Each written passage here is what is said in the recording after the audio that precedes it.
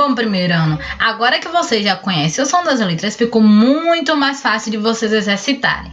Eu já fiz as minhas frases, agora é com vocês. A atividade diz assim: chegou a sua vez. Agora que você já conhece o som das letras trabalhadas, vamos formar frases? Forme frases que contenham o nome das imagens apresentadas. Eu trouxe 4 imagens para vocês: boneca, mala, pipa e lápis. Mas e por que será que eu trouxe essas imagens? Ah, é porque as palavras se iniciam com sons trabalhados. Então agora vocês vão caprichar e elaborar uma frase bem bacana para cada palavra.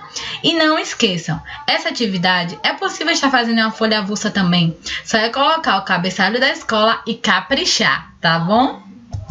Até a próxima! Um beijo, primeiro ano! Tchau!